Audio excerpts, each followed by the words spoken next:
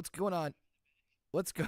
What's going on, everybody? Welcome back to another edition of the Marvel Roundtable. On this installment, we are back once again to the continuation of Phase 5 and seeing just what happens in the multiverse saga. But this time, we're actually continuing by ending an era. It's not only James Gunn's last MCU film so far, but also it could be the end of the Guardians of the Galaxy. How does it all end, and does it pay off? We'll talk about it right here on the Marvel Roundtable.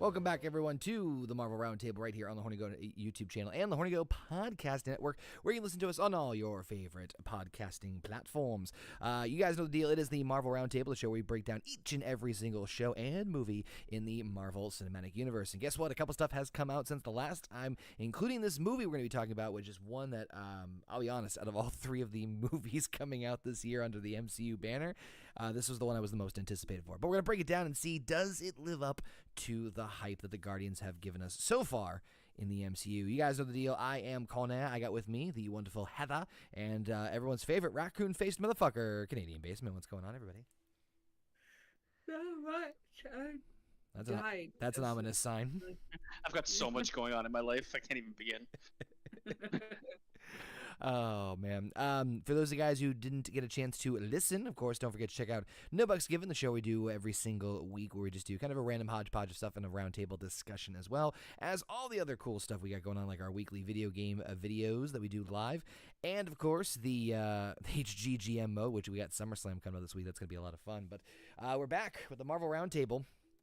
And, yeah, Guardians of the Galaxy Volume 3. There was a lot. I don't know about you guys, but I feel like there was like a lot of hype going into this one externally when they were announcing all the movies for the next wave coming out.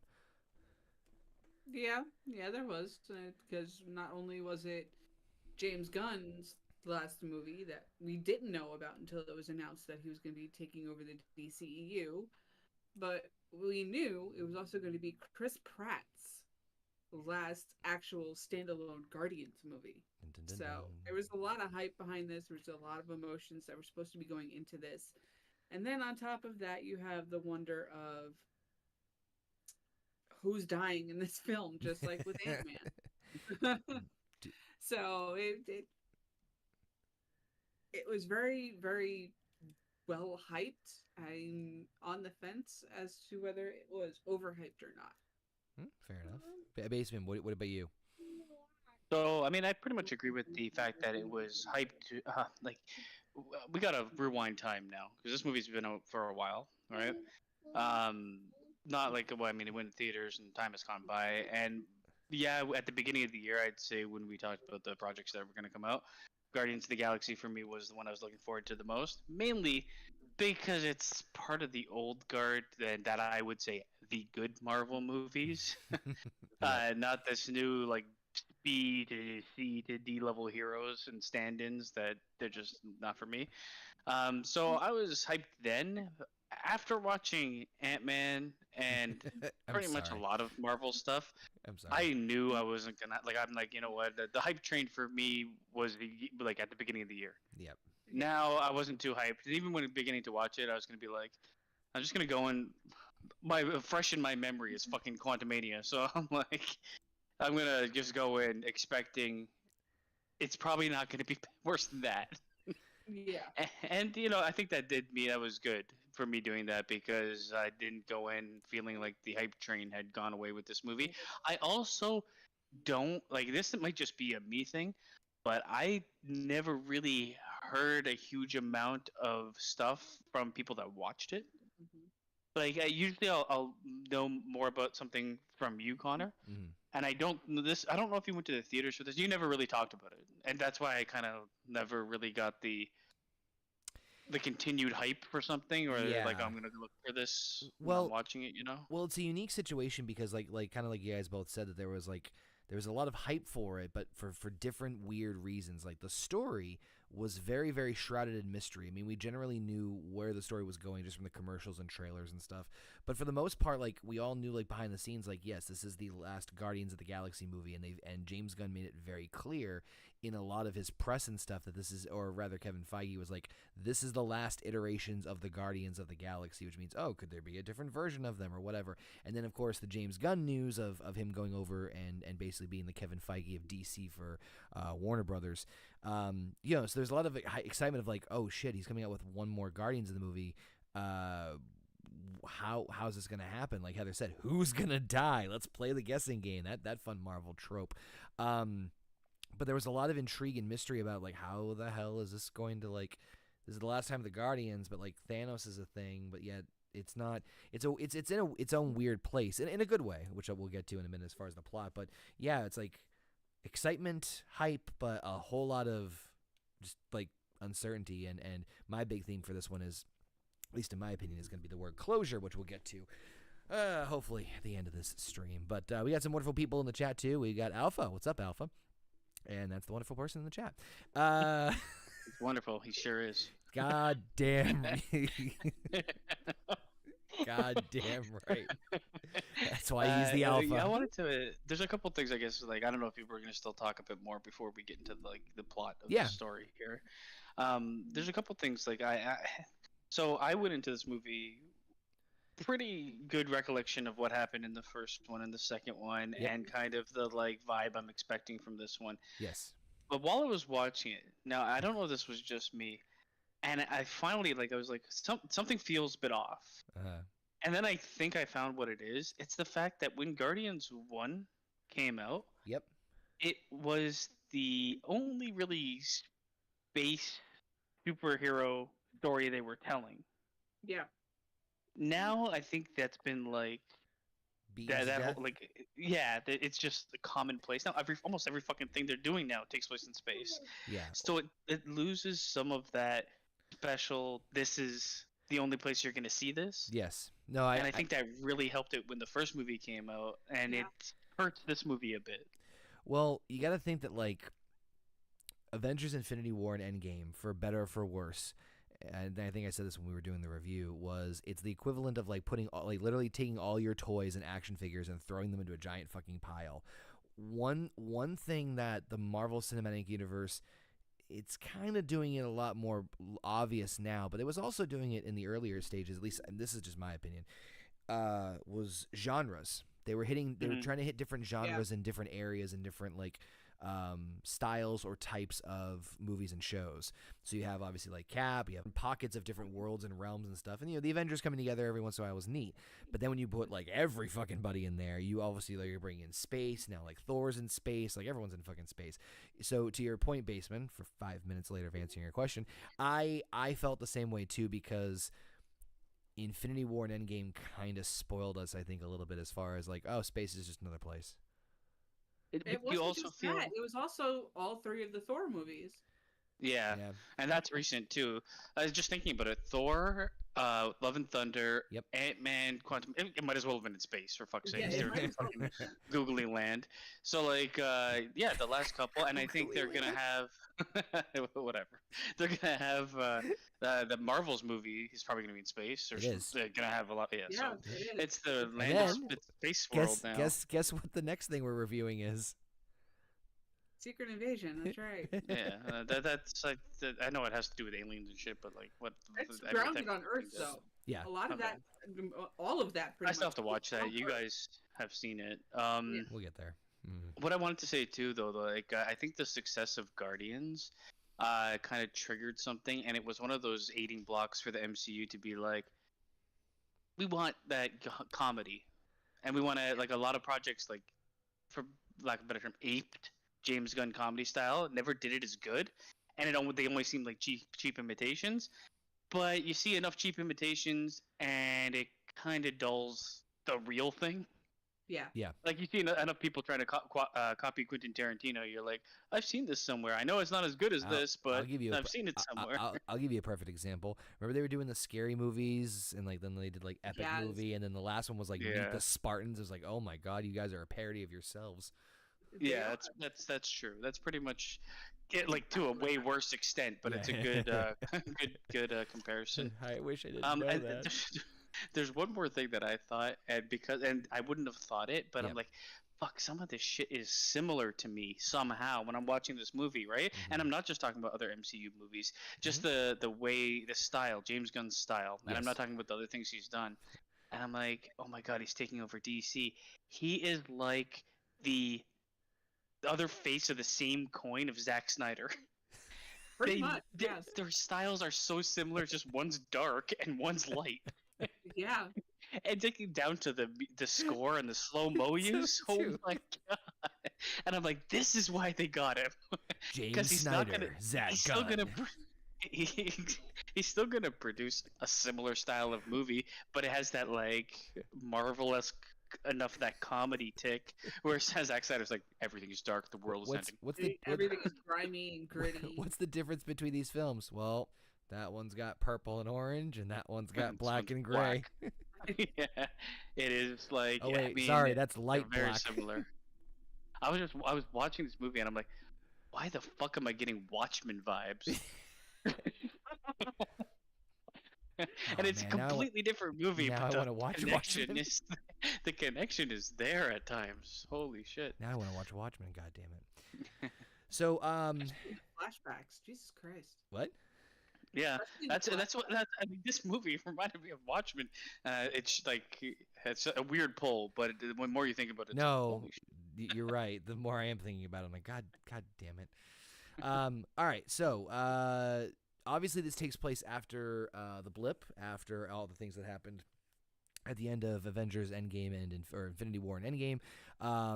A little bit of like tidbit of trivia. I'm not sure if you guys watched it, but there was a Guardians of the Galaxy Christmas special that took place. Oh, I did not see it, but I think that's why I'm like, what the fuck is there a dog? Okay. So that's Cosmo, the Russian dog that was rescued from the Collector. They rescued all the animals and stuff. I and all kind of that. figured, like, I know the character a little Yeah. bit, like I know of Cosmo. I'm like, okay, there's Bad dogs dog. here, Bad and then dog. I had to think for a minute. I'm like, oh, they had a fucking made-for-TV special Bad that I dog. never saw. But the Christmas special, there really wasn't much to take away from it. I personally enjoyed it for what it was. It's like, oh, it's a cute little Christmas special. But they did reveal one thing in there that, not that it's a huge, really major like plot point, but obviously that Mantis and Peter Quill are half siblings because Ego is their father. So, fun little factoid that has really not much of relevance in this, but just thought I'd bring it up in case people comment on it for whatever reason. I still think you should watch it though. I thought it was cute and funny for what it was. it is cute and funny. We got a good song out of it too. And Kevin Bacon was fucking he was a trooper in that too. That was some good stuff. That was the fucking.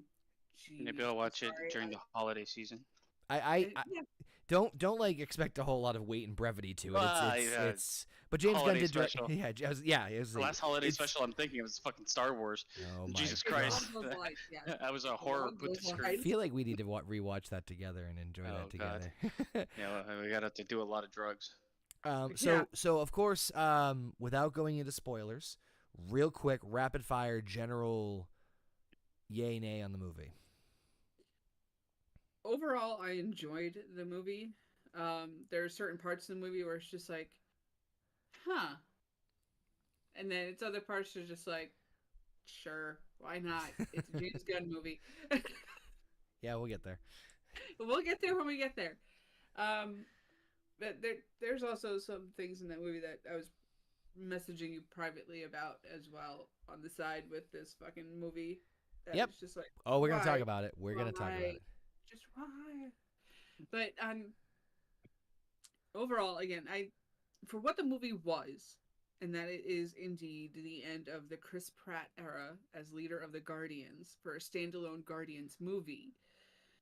I enjoyed it. It was too long, in my opinion. Yeah, I feel like it was a little bit on the long side. You're right. It was just too long. Too many parts of that movie where they could have cut out and put either something else in More Groot. or just moving right along, you know? But yeah. How about you, Mr. Basement? In all honesty, out of all the movies we watched for the Marvel Cinematic Universe, this one for me is the hardest for me to place it. Ooh. Yeah. because I know it's a good movie, but I'm with Heather 100% with how the movie's too long, and it's sorry, it's not too long. It's too long with the way it's made. Yes. There's things I think they should have done with some of that time, because there's probably 2 to 3 too many like scenes where the characters are like It just drags on. bickering or talking too much with each other. Yeah. That could have been used to develop some places that needed some help developing. But I was also like, this is like I find it so hard because it feels like it's almost an Avengers, Yes. but also not as well made because it's just they don't like, because there's too much. There's like multiple movies in this. I know what you mean. They're Just the way you together phrased pretty it was great. It's so hard to. This is why I was like, I don't know how I'm really going to describe this movie, because I know something's wrong with it. I know there's a couple things wrong with it. Overall, I did enjoy it, and overall, I think it's an enjoyable movie. But It's it's like describing me for the first time. there's just something there. There's things I really like. Yeah. And then there's moments where I'm like, do I really like them? So what I was about It's so difficult. So what I was about to say, and this will be the last question I throw to you guys before we actually get into the actual plot and whatnot. Would you say, and be honest, because I'll be honest and say that yes, I am guilty of this. Do you think that your opinion of the movie was influenced by the fact that we know this is a finale? It's essentially, for lack of a better term, it's a finale. Yes. Some of the things I didn't like about the movie, I was more forgiving. That's what I'm saying. Yeah. Yeah. Well, either way. I was more influenced in both ways, but a bit more where I was more forgiving of some of the real hokey shit that happened in this movie, because I'm like, okay, they want to have like a wrap up that's not so dour. I get it, but it was very like, if the actual very ending of this movie is, am I watching a Bollywood movie? Why? It's great. It's a great ending. It fits, right? And it fits kind of like the genre that they're going for. I do think we have a strong contender for the best trilogy.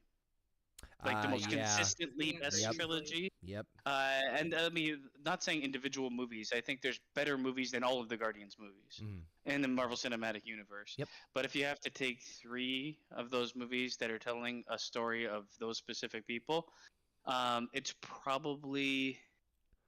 Oh, I want to say the Avengers, but there's fucking 4 of them. Well, maybe the first one.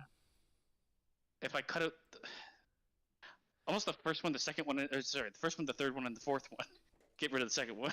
Yeah. All right, there you go. Then maybe I'd go there, but it's weird because it's not really a complete set. There's going to be more of them, and they go on forever. So I'm comparing like the Iron Mans. I think the closest would be Captain America.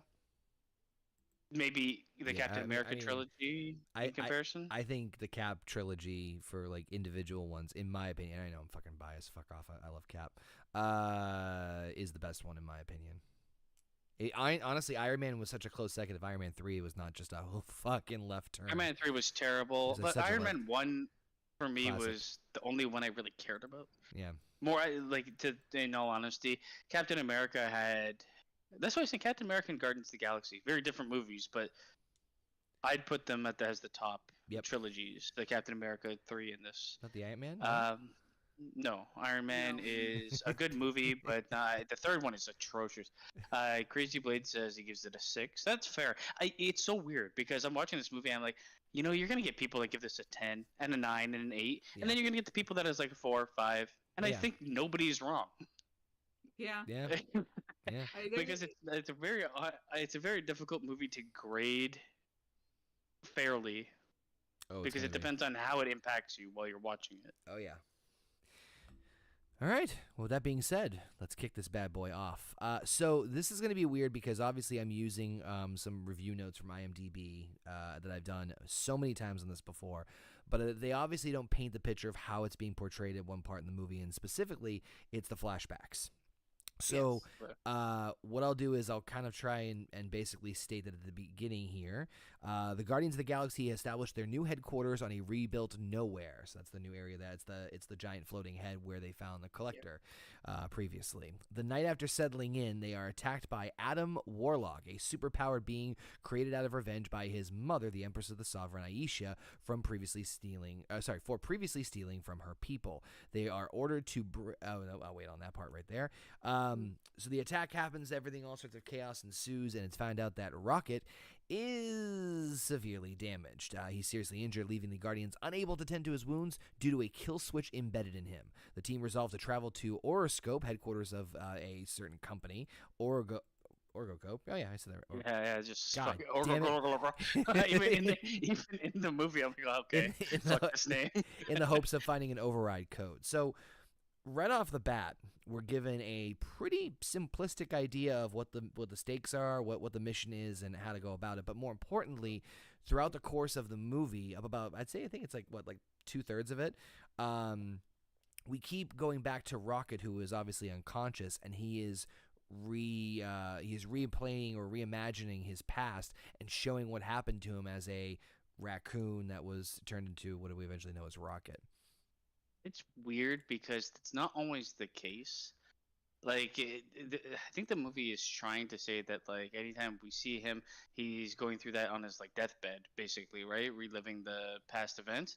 Mm-hmm. But then sometimes the movie doesn't go back to him and just cuts to a flashback of what he's experiencing.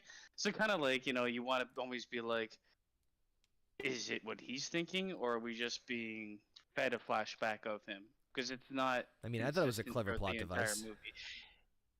It's all I'm saying is, like, if you wanted to show me on deathbed and you wanted to insinuate the memories you're seeing are the memories of, like, my life flashing before my eyes type deal, then you'd almost pretty much want to show me on film every time you went to those flashbacks. And they don't do that in this movie. You mean like a Christmas Carol situation? They do it like two times, maybe three, and then the other 2 times it just Chris Pratt saying something and they cut to it. So it's not. It's still, like, I mean, it's a minor complaint, but it's like I like the way that they do that. One thing I wanted to mention, I know you guys had, like, because I saw it in Twitter, you guys were all talking about Adam Warlock and shit like that. I know nothing of this character. Okay. Cool. So I'm going into this movie just getting them to show me what he is, right? Heather, do you wanna? I'm just gonna say one thing. Does it? And this is why I said this movie is 2 movies or 3. Does it feel like they were like, oh, shit, we gotta add him in? Well, yes, they did, because he was in the incubator at the very end of the second fucking Guardians movie, where she sits there and says, "We shall call him Adam." Yeah. And he is supposed to be Thanos fucking levels. They made him an infant in this fucking movie. Which is he supposed to be, like, very torn as a about character, that. like, really dumb? Is he supposed to be really dumb as a actual character? So no. To Heather's point, and this, we might as well get this out of the way now, since Adam Warlock's right at the beginning of the fucking movie. Adam Warlock is, in the Marvel comics, one of the most powerful beings out of everyone. Stronger than Thanos, Silver Surfer-esque levels. Like, we're talking, like, super genius, super strong, super fast, super powerful. We're talking, like, god level like tier. A complete rewrite. Right. So what I noticed in this one is they obviously make him like a child, right? And they even mention cleverly. There's a scene later on with High Evolutionary and the Sovereign where she's like, "You did let him out of his whatever thing too early or whatever." Which I'm like, you know what? And honest to God, this feels like something James Gunn would do. Hey, here we got this giant overpowered person. Let's nerf the fuck out of him.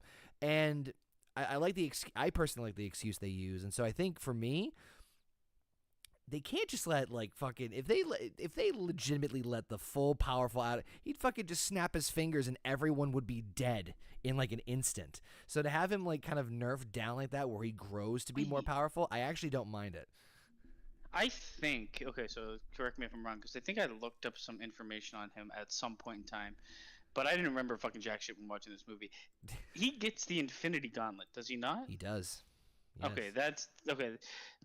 So maybe okay. So see the forget fe- I even mentioned that because I didn't remember that I at can all when see the watching this steam coming movie. out of Heather's ears.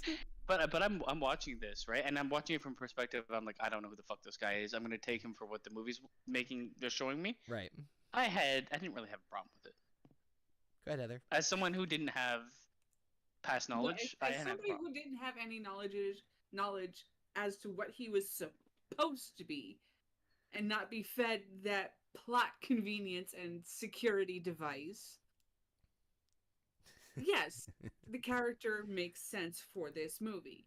However, when you know who the fuck he is, you have to feed in that line of, oh, well, you let him out early. Meanwhile, it doesn't match up with the story from the last movie because she just let him out because they stole batteries.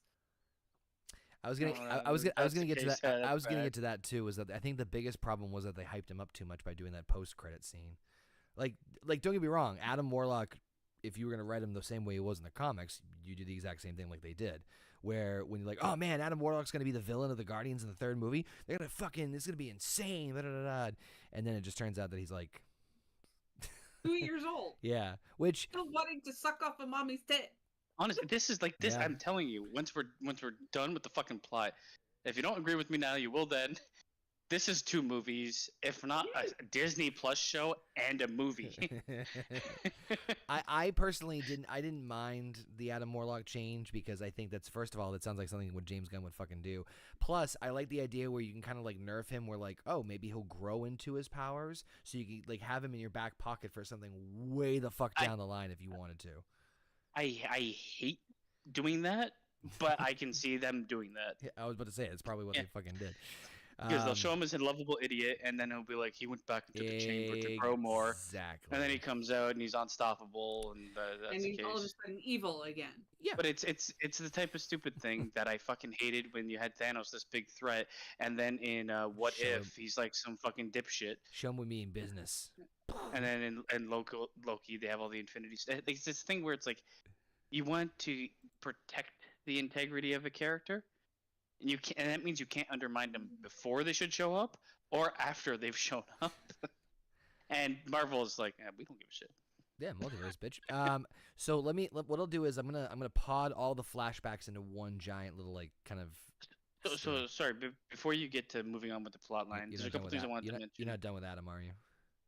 No, I'm done. I just wanted to bring him up because I didn't know anything about him, and Okay. you guys were like, okay. Why is this movie visually pretty good? Versus all the other movies that he's just like, James Like you Gunn. compare this to Moving things? Quantumania, Yeah. and it's James like, Gunn. oh, Marvel Studios.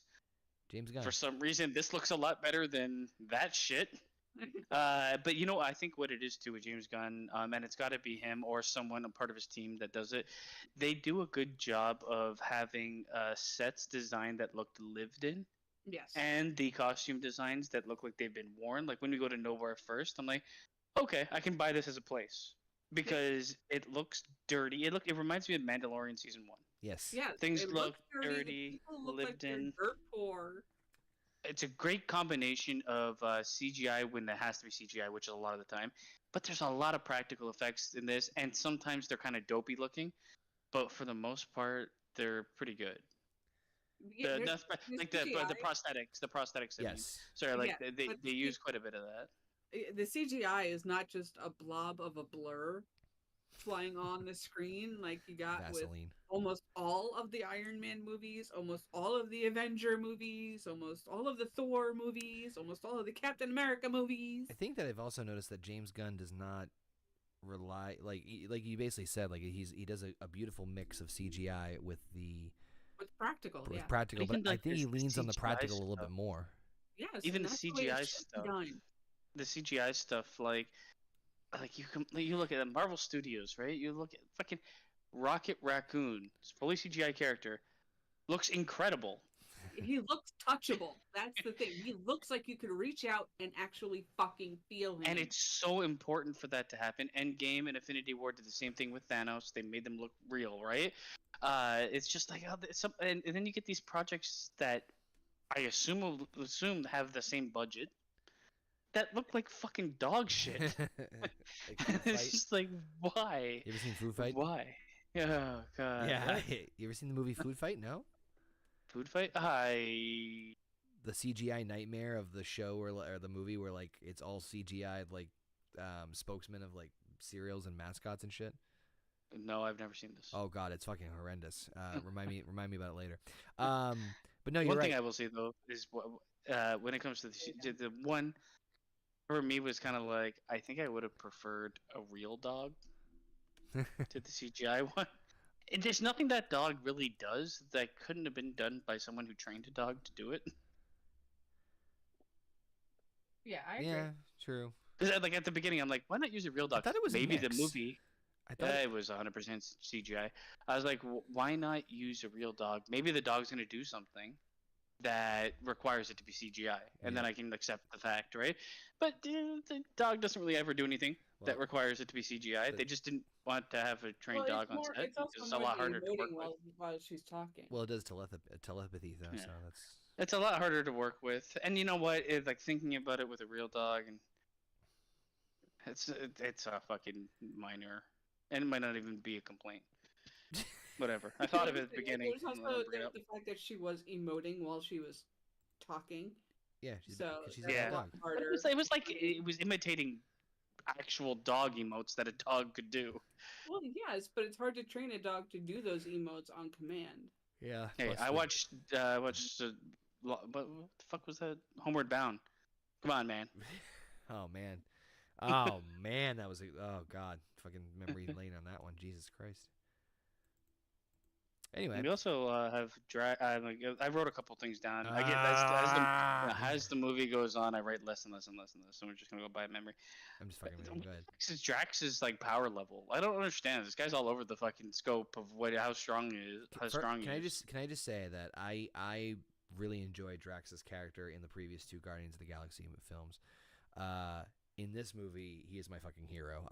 He is now hands down my favorite Guardian of the. I don't know why. It's just something about his the charm of and Batista fucking. He's my favorite. He is my favorite Guardian of the Galaxy character, bar none.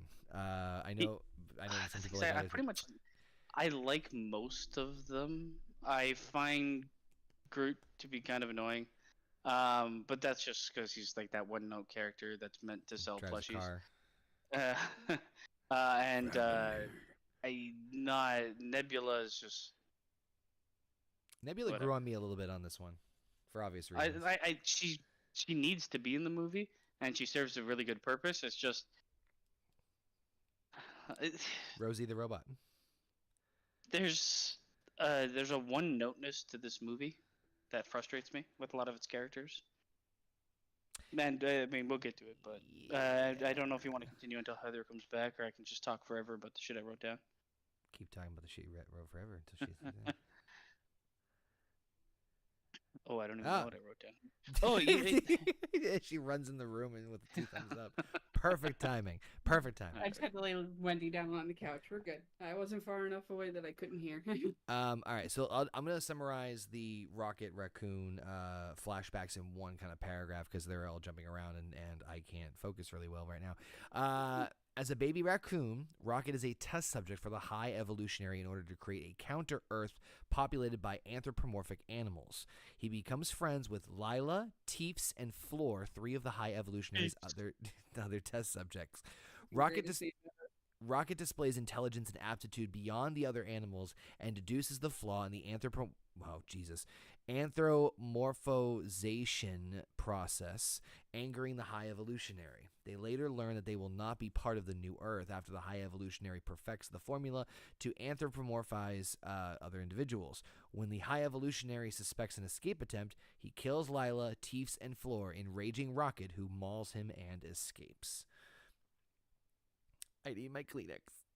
I'm just gonna say this right now, since JP has already announced to the family that if Wendy keeps up with the chore chart and gets it completed, we are getting a dog. That dog's name is gonna be Teefs. Teefs. Teefs. He's got teefs. What'd you think of those fucking side characters? The Teefs. Floor. Floor was fucking scary. First of Yeah, all, he was. The spider rabbit. Spider rabbit. It was basically a spider with a dead rabbit attached to it. Yeah. Yeah. It's a weird choice to have them like because Rocket is modified too, right? But for the most part, he's fully raccoon, and I get why they did it. Modifications done so that he walks upright all the time. Yeah, I think he also part has. of I his think brain his. was also Yeah, I but think. visually, I'm saying. I like, think the his other, right arm is completely robotic. I could be wrong though, but yeah, for the most part, it's mostly like smaller details you'd have to like squint to see and find. Yeah. hmm this is where like okay, so there's the backstory for Rocket Raccoon is meant to be terrible, like, and it is, and they really capture the like animal cruelty aspect of it. There's good parallels to real life and shit like that with how laboratories have treated animals, Yeah. and like anybody that, and I mean, I think a lot of people are this way. I'd rather see people die than animals get fucking tortured on camera. Right. But the way they handle this, I don't like. I don't mind the flashbacks and stuff, but it's so tonally all over the fucking place Yeah. that when they show you something super sad and it's like, oh, that kind of hits, and we're back. Yeah, and then we're back Yeah. in the comedy aspect Yeah, of it. we're back to Like- the comedy segment with fucking Quill being his usual self. But I just they tried really hard, and yes, some of the emotional beats hit with Rocket Raccoon, especially when the High Evolutionary tells him, "Oh no, no, no, no, no, you are an imperfect. You are not coming with us. Oh, But I do want that brain." so before you continue, the gentleman whose name I cannot pronounce for the life of me, who plays Peacemaker. yeah, Mern, what? he's Mern, and Peacemaker. Yes, yes. Yes, Give this man all the awards. I agree. Oh my God, what a performance in this movie! I was kind of torn with this character because I don't think a well written character is so one dimensional. And when I say like he does a really good job with it, but if you I'm like I was comparing him because they compare him in this movie to Thanos, right? And I'm like you can't. There's got to be something that kind of like makes a character a bit more complex, and I think they could have done that with this guy. Yep. He could still be cruel and terrible like he is, but if there was more time available to flesh him out a bit to see like his change to go from because he's been at this a long time and maybe like what started out as like a noble pursuit slowly turned into where he became because there isn't like his character does change uh tonally throughout the he goes from like being more composed to fucking crazy as shit at the end. Um, it's just like I feel like more time given to him and more time. I almost wanted more time given to him in the Rocket backstory and all that. I'm like, I would have rather seen this dragged out over fucking 6 episodes on Disney Plus Yeah. because you need that time to feel for it. Like, one scene of fucking CGI weasels or whatever the fuck they are is not really gonna get me there, but you're starting at a good place, you know. It's just they never gave enough time to it, and it's easily the most interesting part of this movie for me. But you can't ever feel anything for it because as soon as they ask you to, it's time to laugh at Drax, or it's time to laugh at Peter. That's why I love. That's why I love Drax. So The second movie, the second Guardians of the Galaxy movie, gave more time It for did. some of the emotional beats. And even the first one kind of did. This one really sweeps the rug out under you. but sorry, Heather, you were in the middle of that. You were saying about No, it's fine. I just want to mention that he did a phenomenal job. But you were saying that like the whole dichotomy of like kind of like what Basement was saying in terms of switching from heavy moments to you made a joke, da da da da. Or Drax just being so literal that everybody else is so frustrated with him that it just makes it funny. Doing that back and forth, it doesn't work. And you got to give it a little breathing room I for it to 100% sink agree. in, and then you can go do that comedy shit, or you can go do that action sequence. It's just these are the parts where it's just like, huh.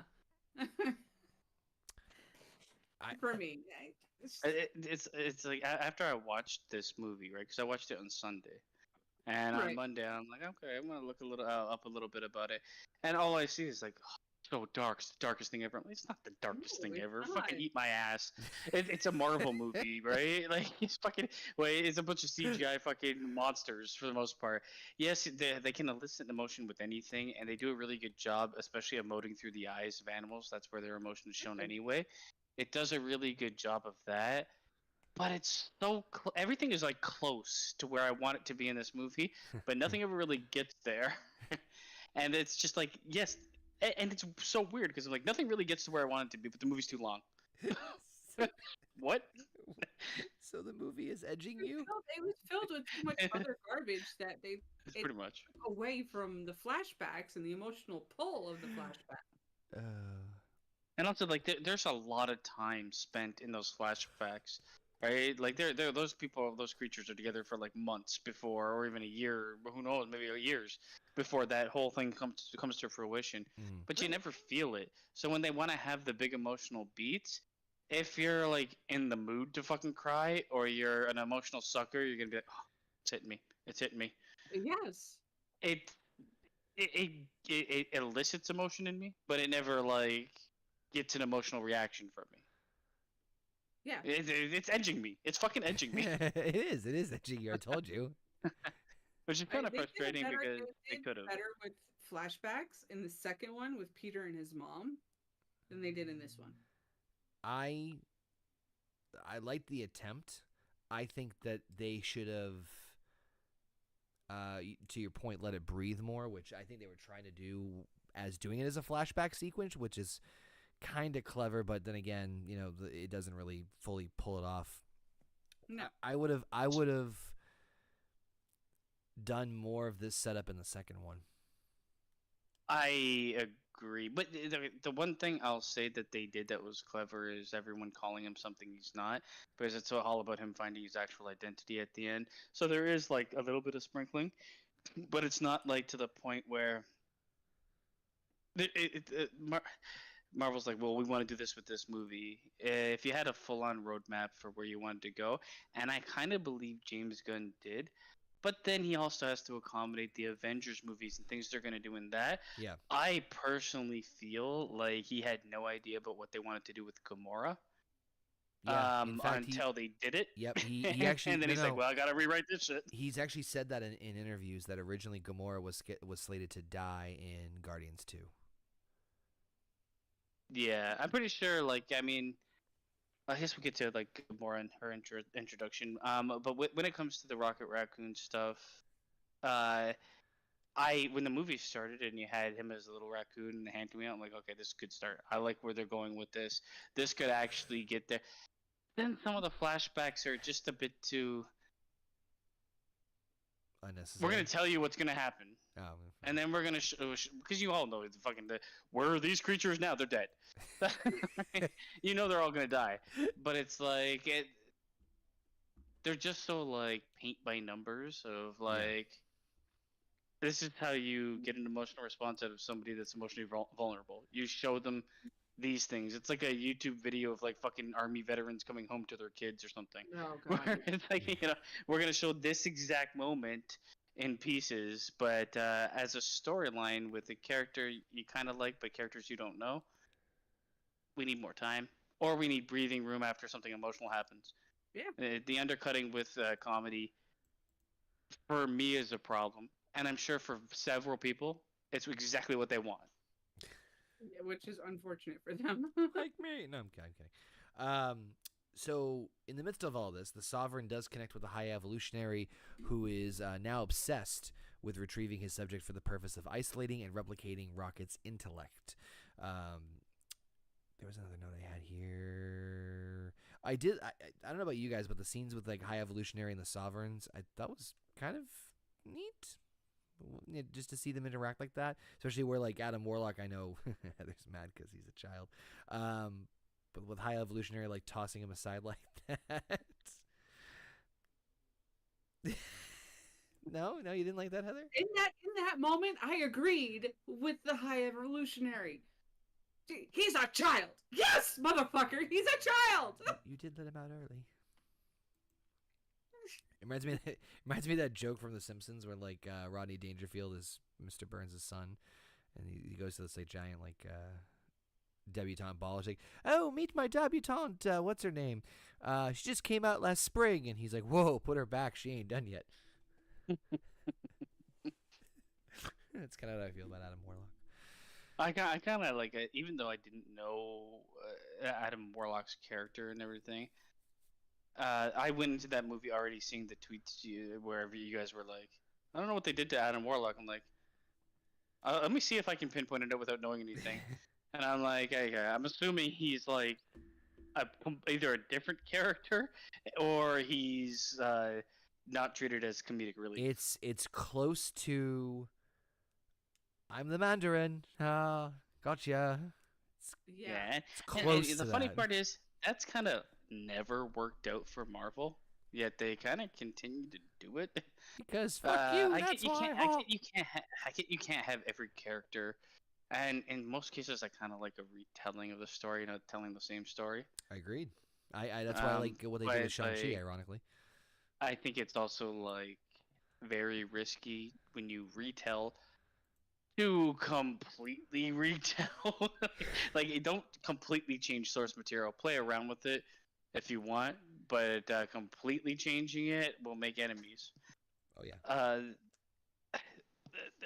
The High Evolutionary, because I mean most of his scenes are in those flashbacks, so I just want to say this right now. Yes. I liked him a lot more before he started screaming at everybody. After he started screaming at everybody, his character for me fell off.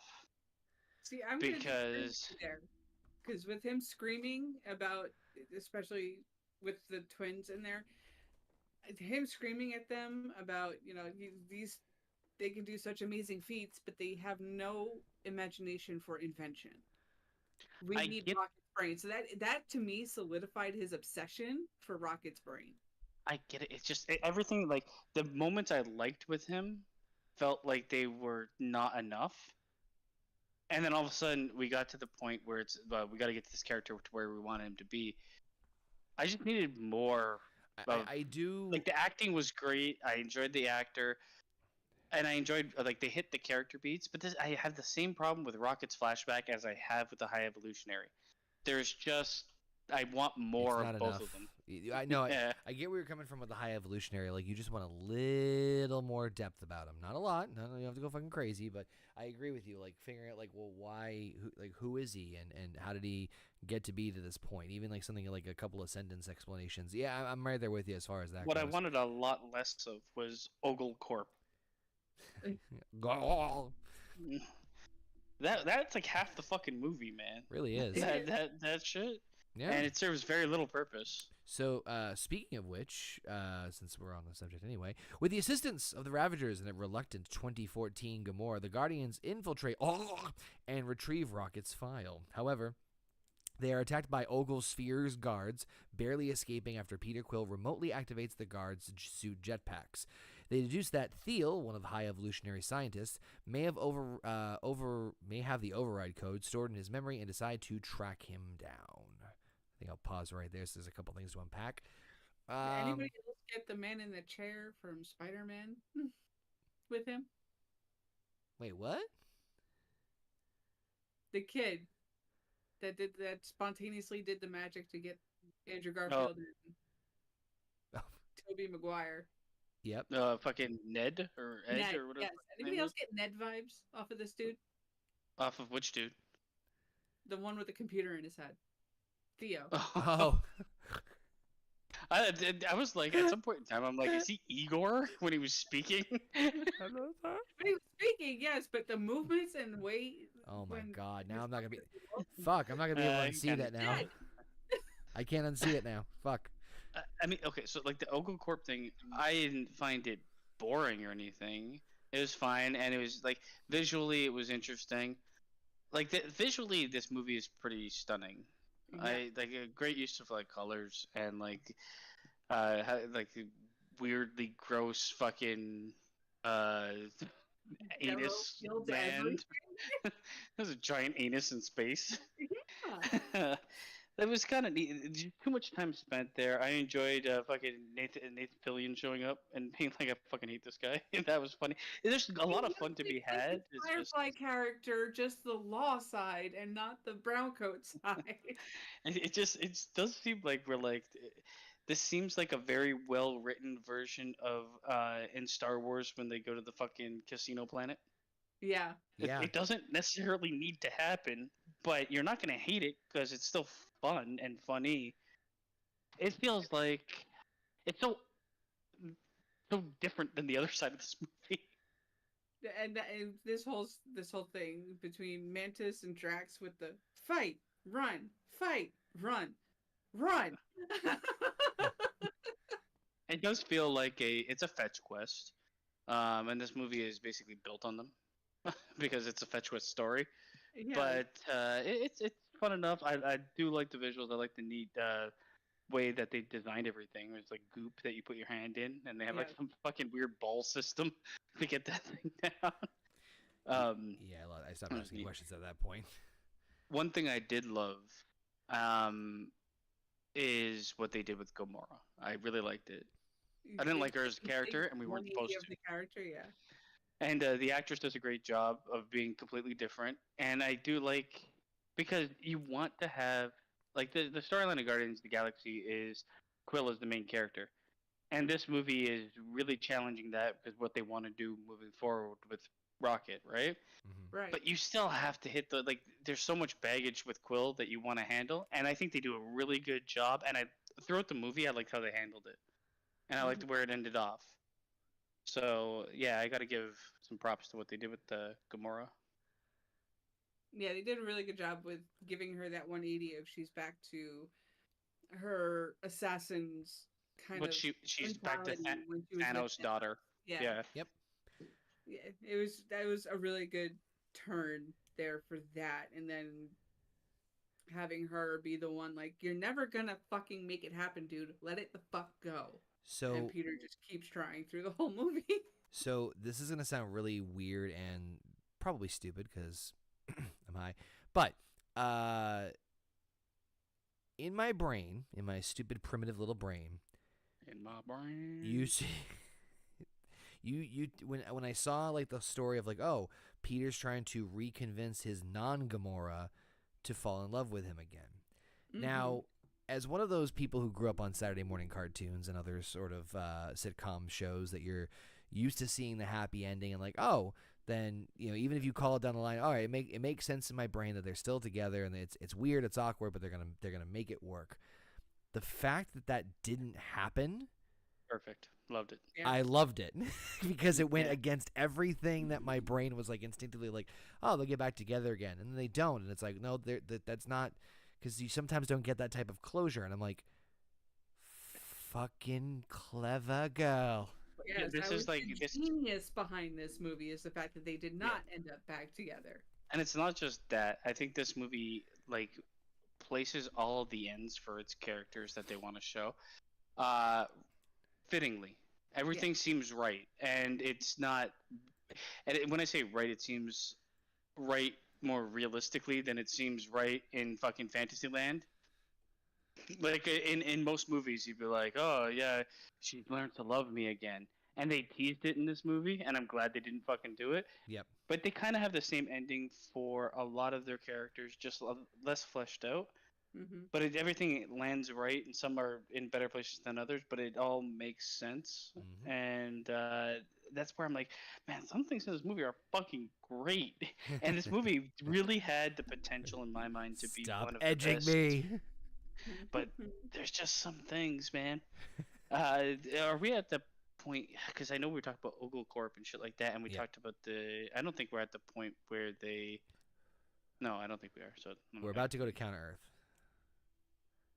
Oh, okay. So we kind of are at the point then where they go to interrogate that guy. Mm-hmm. Go to interrogate. And he's Drax like, has to throw a fucking show him our business. He turns him into fucking nothing. I loved that scene. I loved everything, and that scene is why I'm like, you know what? I'm good with the way they wrote Adam Warlock. And honestly, for the people that don't like it, if you're a hardcore fan of the comic book and stuff like that, and that's why you don't like it, I have to say, Adam Warlock, the guy that they got, and it really worked for me. Like, I mean, I know he's a comedic add-on, but like, whatever you might not like of the character is of no fault of the actor. No. And absolutely not. it's just like the decision to go that way. But I think that's what kind of saved them because they pulled it off. Because of who the actor is. I mean, if you watch the Smith family, the Meet the Millers or whatever it was. He does that naive child character very well. Yeah, but I absolutely love it. He said, what business we're going to show him? And there's that fucking floppy piece of shit on the ground. Interrogate him. He's like, oh, this whole thing is making me feel sad. I don't quite like how that feels, mother. I do like the idea of having like a super powered like baby kid. That's like, you know what it is? It's the Majin Buu idea. It's like he's like a naive, nice version of Homelander. Yeah, that's actually and so to back to Heather's frustration earlier. I was in the same boat at first. I'm like, you're gonna do this to Adam Warlock, but then as the movies progressed, I'm like, honestly, I'm kind of cool with the idea of it being a you have this like roid raging inducing like mega nuclear warhead running around, and he's like 7. Yeah, it's a funny fucking thing. And it's something James Gunn would fucking do. But anyway, so the team visits Counter-Earth against Gamora's advice, followed by Aisha and Adam, the Sovereigns. With help from a family of bat-like humanoids, Quill, Nebula, and Groot trace Thiel to the High Evolutionary ship while they drive a fucking car. We'll get to that in a second. While Drax and Mantis remain with Gamora and Rocket. Quill and Groot board the High Evolutionary ship, leaving Nebula behind. Mantis unwillingly accompanies Drax to the High Evolutionary ship, which begins to launch with Quill and Groot captured on board, a process that also destroys Counter-Earth. Well, that was part of his contingency plan to begin with. Mm-hmm. He realized that Counter-Earth was failing and it was turning into regular Earth with drug deals and alleys. It seemed worse than regular Earth because everyone was. It was because it's fucking monster. super-powered alien beings as well. But you got these drug deals going on in back alleys, gangs forming, people getting violent with each other. The 2 animal humanoids beating the shit out of each other was the funniest out of them all. I don't know why. It fucking made me laugh my ass off. I'm like, why do you need a fucking bat? You literally have horns on your head, you idiot. It fucking Drax throwing that fucking dodgeball into that kid's face. Everybody fucking I love how he threw the dodgeball, and then Quill got hit with a rock, and then he starts laughing at him. Drax is like he's probably but I was going to say unsung hero of this movie. As far as the comedy goes, he is 100% there. That's why like when you have something like him, you almost don't need the Adam Warlock character. Yeah. No, well, I think they're replacements of each other. Yeah, that's 100% true then, yeah. Yep. But you're getting replacements. The one character I really don't care for, because it's like he doesn't fill the shoes of the person beforehand, is James Gunn's brother replacing. Oh, Sean Gunn. Oh yeah. Zondu or whatever the fuck his name is. Yeah, Zondu. Well, he was a background character, so I didn't matter. He could have been fucking main character. I forget the actor's name, but he did such a damn good job at playing Yondu, especially in Jesus Christ. Yeah. Michael Rooker. Yeah. Yes, thank you. Jesus. Yeah, he did it. He was such a good actor, and like in all honesty, just the character was really great because the character was more complex. Sean Gunn, I think his name is. Yes. His character is the problem. Everybody's fucking super one-dimensional, and that's the problem I had with the High Evolutionary, and a lot of the characters in this, like the thing they're struggling against is one thing, and that's it. Yeah. It's easy to get past one thing, but complex characters make a story that much more interesting, and the complexity of like Raccoon's character doesn't get to be shown in this movie. It gets shown in the previous movies, and then the explanation is this movie. Yeah, basically. I did giggle at them taking a car to the high evolutionary ship, and then Oh my god. I died. I was like, did I hear this? I died laughing. I'm not gonna lie. I died laughing when Drax fucking clotheslined a guy off of a scooter, and he's like, "Come on, Mantis, I'll take you back to the ship." And she's like, "The ship right behind us." Yep. Promise. Yep. Promise you won't go to the. Nope. And he just fucking drives off anyway. I was like, the best part about that one actually was when they're climbing the ship, trying to get in the door, and then you got Quill and Groot falling right behind them. Yeah. It's one of those, but wait. oh yeah, it was great. They did a lot of those though in this, with like when they landed on that fucking big ball sack planet, and you have whatever flying in the background. That's pretty good too. I fucking was like taken aback when he's like, "Open the fucking door!" Oh yeah, the first F-bomb in the MCU. I was like, "Did I hear that fucking Yeah. shit?" Right? And this is Yeah. where we're gonna use it. I guess why not? I don't give a shit. Press the It button. was perfect context for it Yeah. to be used in that spot because they were starting to freeze from being in space. Well, no, this was like when he said, "Open the fucking door to the The car. fucking car." With Oh Nebula, yeah, that's yeah. right. But like the reason I liked it so much is because I was starting to get frustrated with the movie, and I think like with like where they were in the fucking like Bat's house talking and shit, and they were going back and forth, and there was a lot of fucking talking going on, and it was a lot of this back and forth jib jab bickering, and then they got to the car, and I'm like, oh my god, another fucking sight gag. And then he's open the fucking door. I'm like, okay, good. Let me relieve my stress through you. Oh my god. All right. Gamora stays with Rocket, but is attacked by a pig warrior sent by the High Evolutionary, who herself is killed when Warlock arrives looking for Rocket. Gamora overpowers Adam and launches the Guardian ship. Quill and Groot successfully defeat High Evolutionary's foes and kills Thee, jumping off with him and retrieving his memory before Gamora meets with them.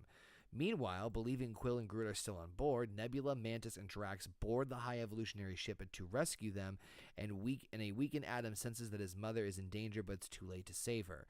On the Guardian ship, Rocket flatlines and has a near-death experience where he is met by Lila, Teefs, and Floor, who tells him that his time has not come yet before Quill successfully implements the override code and revives him. All right, a lot to fucking break down on that one. Let's start with Oh my god. the Pig Warrior. I fucking okay. Gamora's on the shitter. It's fucking. I can't be the only person that was like Bebop and Rocksteady. Oh my god, fucking Yes. Drove up. yes. Thank God, I wasn't like. And then Rocksteady. at the voice of the fucking war pig. I'll be there soon. What is this? That thing was fucking disgusting looking. Zack I'm like, Snyder. half these creatures, I'm like, are we playing Doom? Yeah, there's some fucking. Because this is exactly what they I were. think I've seen these in Street Sharks. Monster fucking disgusting shits. Ugh. Yeah, that thing was disgusting, and I was 100% glad when it died. I love how Adam's like, we're on the same side, and he just snaps its fucking and rips its head off. Like, all right, that wasn't that big of a deal. Yeah, it was a simple kill for That was pretty good. I thought Groot's wasn't it? multi-branch technique where he's like surrounding Quill with like 6 or 8 arms while he's shooting. Don't give a shit. That was pretty fucking. I like that a lot. That was very much a comic book splash page. Yeah. Oh yeah. Of the back-to-back fucking shooting everybody. I'm like, yeah, this is fucking comic book fan Loved it service. though. I don't care. It came out great. Just the round fire of everything. Let's see. I have a big question, which I think it's a plot hole. Okay. Well, sure.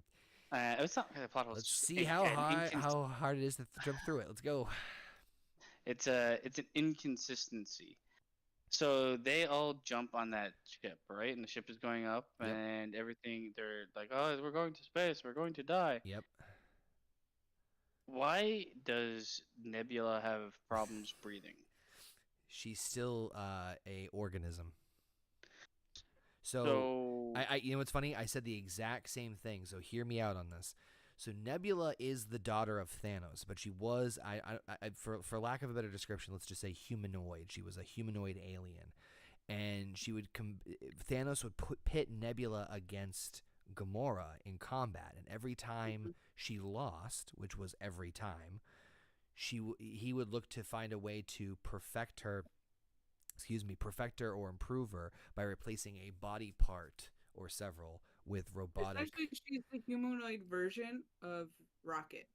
The only reason I thought of this, and I thought of this because of Endgame, when she's alone in a spacecraft with Tony Stark, and they're running out of oxygen. God. And he's damn it. And he's like, "Oh my God!" And she's like, "Don't worry," and she's fine. And Tony's like, "Oh, I'm gonna die." God damn it. That's where I was like, remember that. Now I have to look this scene. shit up. You fucking twat. But you remember what I'm talking about, right? Yes, I'm pissed because you're right. Like, they were talking about the oxygen level. He was emaciated because he lived in space. There's no oxygen, there's no gravity, and I'm assuming they're not eating very well. But the whole problem was the oxygen level that was running down. My only guess is that maybe she became more humanoid after Endgame, which makes no fucking sense. The only thing she said was Rocket made changes to her body, which wouldn't be implanting more human organs. Humanor? Let's see. Yeah, it's basically like I just said, but as far as that goes, no. You gotta rewatch the Endgame scene. I might be wrong. No. With the oxygen thing, but I'm pretty sure. I'm like 80% sure that was the issue. He didn't run out of oxygen though. No, but he was showing signs of issues with oxygen. Well, it's also because on top of the low oxygen, he was also severely malnourished and severely dehydrated. Yeah, I was about to say, like, they never. I have to rewatch it because I don't know if they just say. I'm getting into semantics here, and I'm getting very fucking petty and nitpicky here. So I'm just bear with me on this, okay? I'm not stoned, like, so. also in that scene, I don't know if. No, in this scene in Guardians of the Galaxy, I don't know if she's showing signs of not being able to breathe or freezing. She's showing signs of freezing. Well, if you want to go with it. Even though she gets into the doorway and she's like... No, you could see the ice also building up on her skull as before Drax got the door open. So in Endgame, Tony does talk about how they ran out of food X number of oxygen and water, and that they only had so much oxygen left. And he said, by this point in time, we will have run out of oxygen completely. So it was assumed that like they were right at the end, like on death's door, or they were about to run out of oxygen within like probably less than 24 hours, like probably like 12 hours. It was implied, but he never actually. I think he does say in the movie. I think what I'm getting confused of is because they did focus on oxygen as being like this is what's going to kill us. It was also insinuated that like his organic body was dying because of the environment, where hers was not.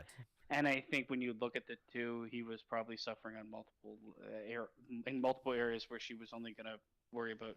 Yeah. But it was weird because I felt like there was like some insinuation of like her staying alive after he had died, but because the focus wasn't on her, it was on him. Yeah. Right. I'm not gonna rewatch it because I don't care enough. But and it was a point where I'm like, hey, it's kind of weird. It's a good point. So let me just see here. Peter Quill jumping off of a fucking ship and then crashing onto that guy and landing on him. If he wasn't fucking... Oh, wait, no. Groot helped alleviate some of that, right? Okay, that's right. I was going to say, like... What the fuck happened to this guy's suit? What do you mean what happened to his suit? He used to be able to fly, and he had a fucking helmet. Where's that shit? Oh, yeah. The Star-Lord suit. Yep. Yeah, as soon as he jumped out the window, I'm like, oh, I remember he has a rocket pack or whatever. Mm-hmm. Apparently, he's like, not today. Which is weird, because they checked him for weapons and shit when they... What? Weird. Yeah, well, I guess maybe he couldn't bring it in. Maybe that's why he couldn't bring in his little jetpack. Yeah, they had all their weapons in that basement. They had all their weapons stuffed in Groot. He could have put his helmet in Groot too. He could have, especially since it's literally only this big, and it just. Yep, it's true. Yeah. Well, just finding all the plot holes. On Guardian ship, Rocket flatlines and has a near-death experience. So it's the white train station scene from fucking Harry Potter with Dumbledore and Harry. Didn't love this scene. I think a lot of people it Yeah. might be it's completely like your perspective and how it feels to you. I Mhm. just after the build up to it, it's like for me I'm like okay, so there's some sort of fucking afterlife for sure in this and it's heaven. You've got heaven now, I guess. You guys still or fucking look something. like that? I know. It's like, we died, and I should have my own arms, but hey, here's the clamps. I saw a clip on YouTube and someone said like I'd be pretty bullshit if I looked like that after fucking. Fucking walrus, the Axel from Twisted Metal as a walrus. Yeah. Also, he had his Spider-Man. eyes fucking held open like Clockwork Orange. That's terrible. I died and I'm still horribly disfigured, but we're flying in the sky forever. I could Blake could have piss. I kind of like I feel like the trope of like that. Oh, we're in the light and we're seeing. Harry Potter did a lot better than this movie. I agree. did. I wouldn't have minded the scene so much if it was more just more Rocket and just like even if it was just like his three friends like not you didn't hear them but they're in like they're waving their arm over like something a little bit more subtle than like the directive. It was very it was very like blunt. It was like beating you over the head with you should be sad. Yeah. And like if they were like kind of like ghostly figures beyond the white that you couldn't fully see. This might sound you could make out it was them. This might sound stupid, but maybe I would have preferred like if he was like just talking and like you didn't hear a secondary voice, but it's still the same dialogue of like, what do you mean not my time yet? Or even how they did in Deadpool. Kinda, yeah. When he saw his girlfriend, but he couldn't touch her. Yeah, something. She kept saying, "It's not done yet." A little more degree of separation. Yeah. I just like the even in Deadpool there's more build. It's just not deserved to be. They're trying to get something they haven't earned, and it's gonna hit some people where they're like, yeah, they earned enough for me. For me, they didn't.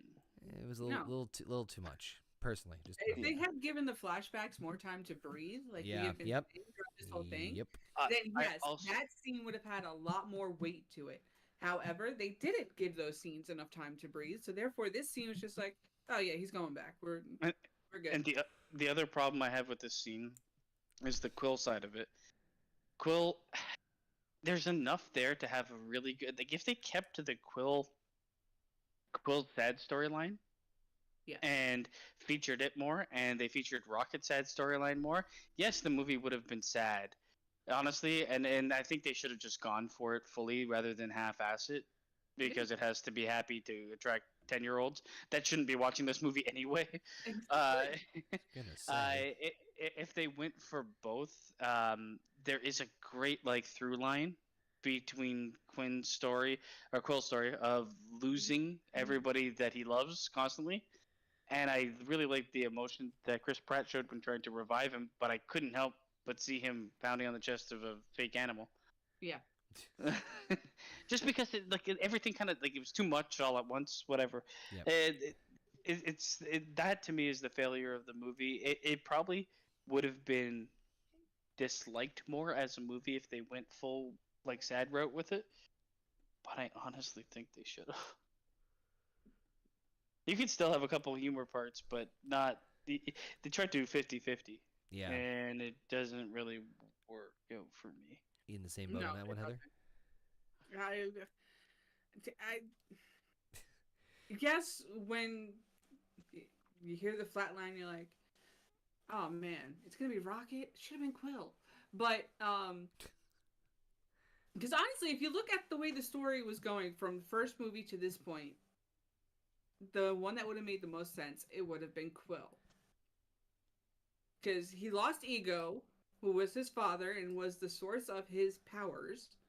So he didn't have those powers anymore. Mm-hmm. He was depressed over Gamora being gone. And basically he was wallowing in his own self-pity to the point that he was drinking himself to death. So it would have made sense for Quill to be more the one to die off in this movie. I would have thought up and down But for that, tracks.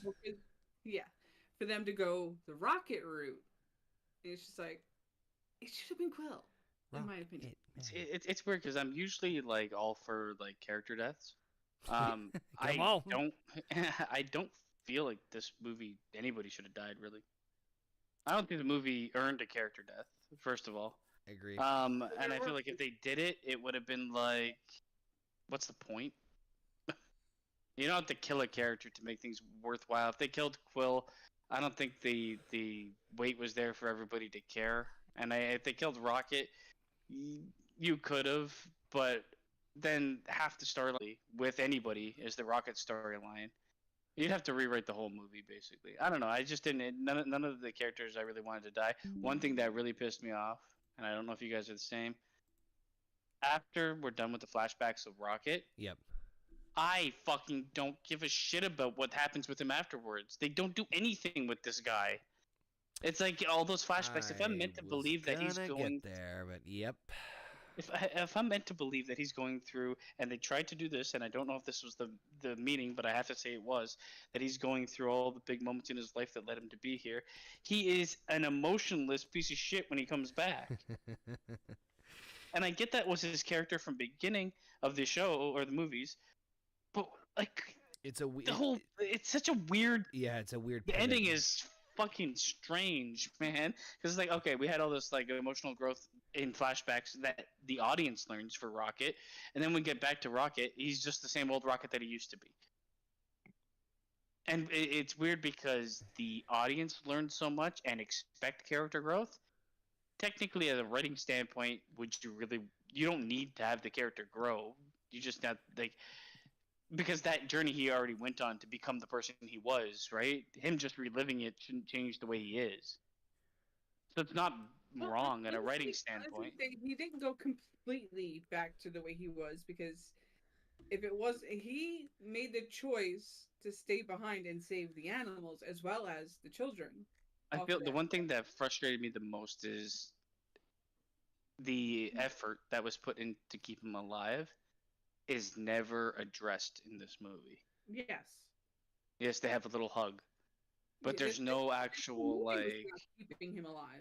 Yeah, and it's kind of just like moving on. Yeah, basically. That was super frustrating, and that's why like the third act of this movie, I was like, kind of. I'm not talking about the end. I'm talking about like the third action act of this movie. I was like, nah. Yeah. All right then. Moving on. Mantis, Nebula, and Drax come across hordes of imprisoned children. Haha. On the high evolutionary ship before being captured themselves and placed in a chamber with, oh boy, obelisks. Mantis is able to persuade the obelisks, those are the kids, to side with them, and the three escape. Oh, are those the kids or those fucking big tentacle monsters? No, it was the kids. And the three escape the chamber before reuniting with the Guardians and overpowering the High Evolutionaries' army. Kraglin and Cosmo arrive in nowhere. I think it was tentacle monsters. Mantis persuades the tentacle monsters, not the kids. Oh, that's right. You're right. Yeah, I'm sorry. You're right. Yep, you're right. You're right. Kraglin and Cosmo arrive in nowhere, which Cosmo connects to the High Evolutionary ship with the help of Nebula and Kraglin through her powers of telekinesis, allowing them to free the captured children. This is Star Trek. Yes. If I ever needed a reason to think this wasn't Star Trek, that's fucking Star Trek.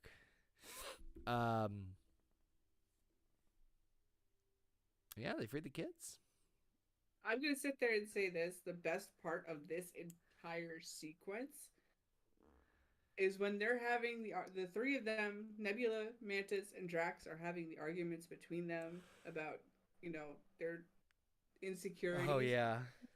And fucking Mantis says, I love how confident he is despite how stupid he is. And Drax goes, you think I'm stupid? Mantis goes, yes.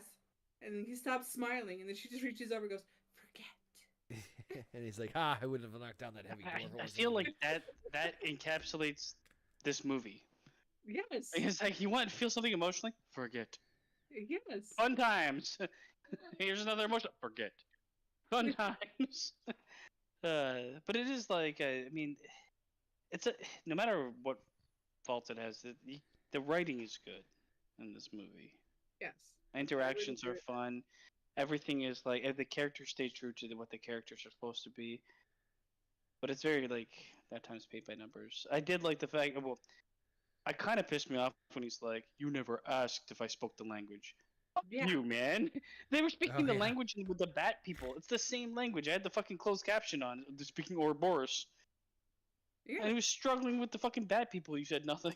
I mean, I get like it's a Drax thing to do, but they tried to play it off as like, I'm not dumb. At that moment, Drax was more worried about falling asleep on the couch. There's no more corn chips. Crunch. The thing that kind of pissed me off is how they tried to play it off like, I'm smarter than you think type of moment. Yeah, and really, You're a fucking idiot. You didn't tell anybody you knew the language. The whole fucking argument was about the language. But whatever.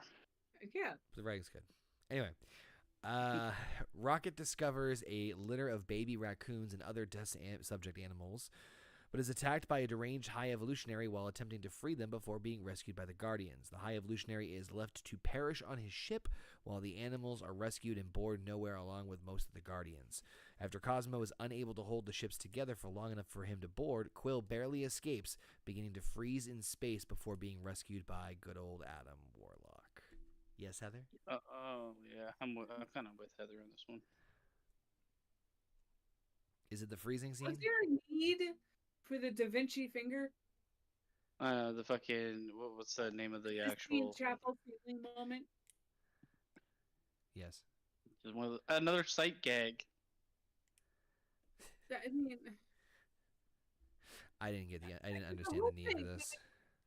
The whole thing was going good. It was going so smooth. This seemed extremely And then unnecessary. we're getting to the point where my theory would have been right. Quill was gonna die. And they do the slow motion. His face. This man has been frozen in space how many times? Twice? And still alive? Fucking, and also, if your face is gonna swell up, you're dead. Finger poke of not doom, but life saving this time. They went too far with it, with the face swell. If your face is swelling up like that, you're bleeding internally. You're dead. You're dead, my man. You're dead. And they've pushed the envelope a bit too far. That's not the only problem I have with this. I felt the coming face to face with Rocket and the High Evolutionary so underwhelming. Yeah, it was anticlimactic. It's like, I knew as soon as he found the fucking raccoons and all the other animals, I'm just waiting for the turnaround where he's behind him.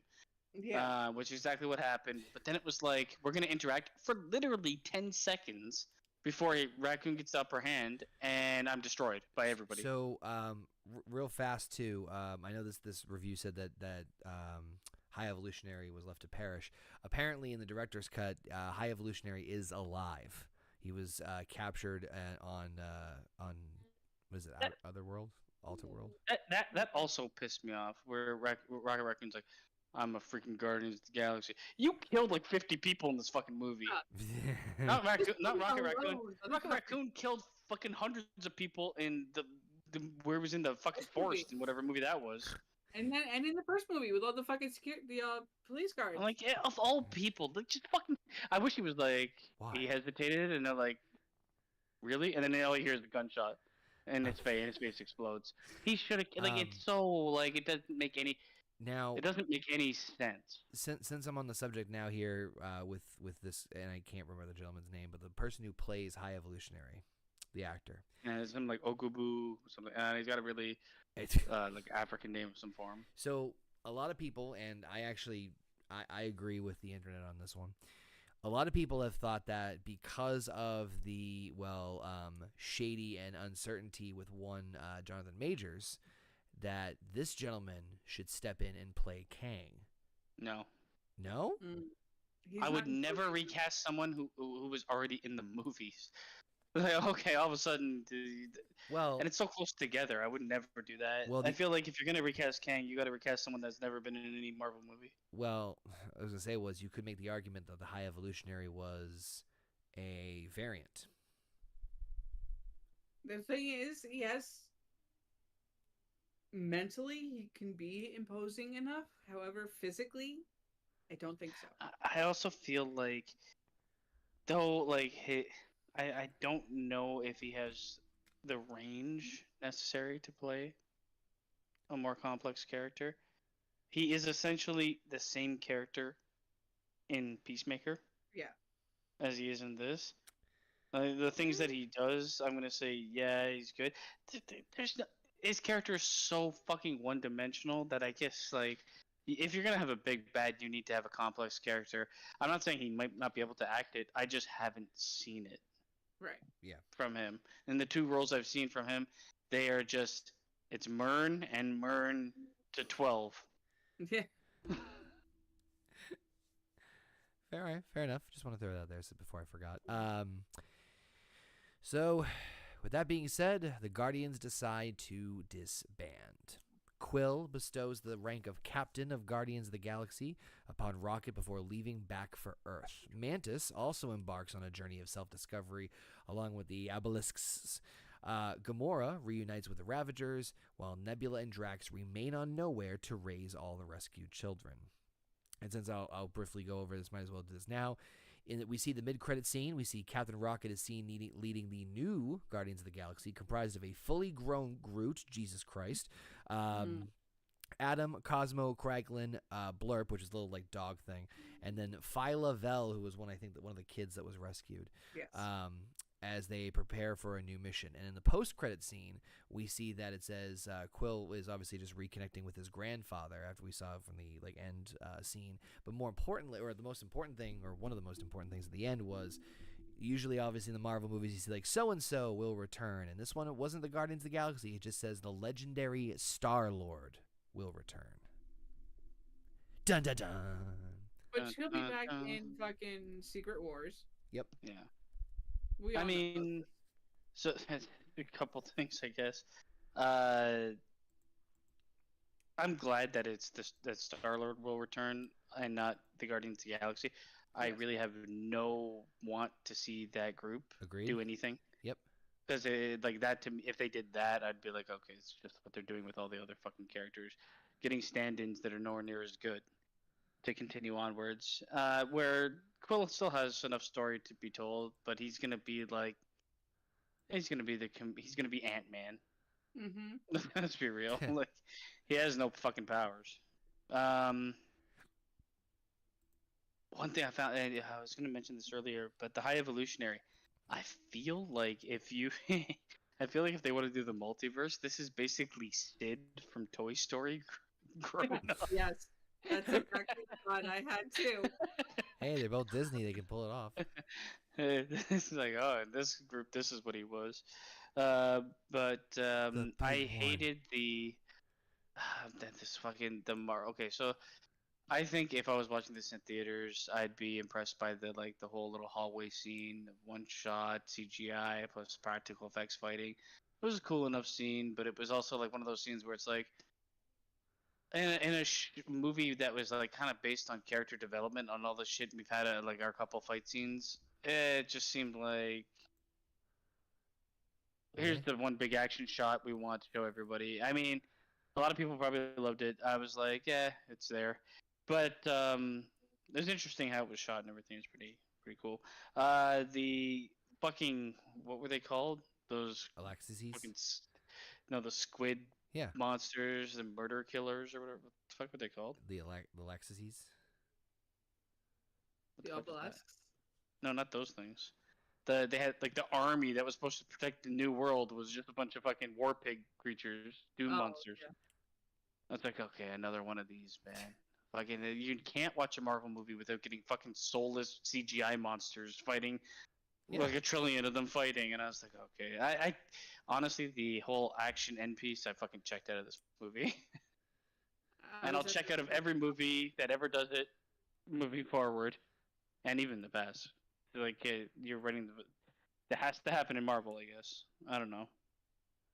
One thing I I want to. honestly feel like there was, yes, it was the last big action scene, but there wasn't very much actual action.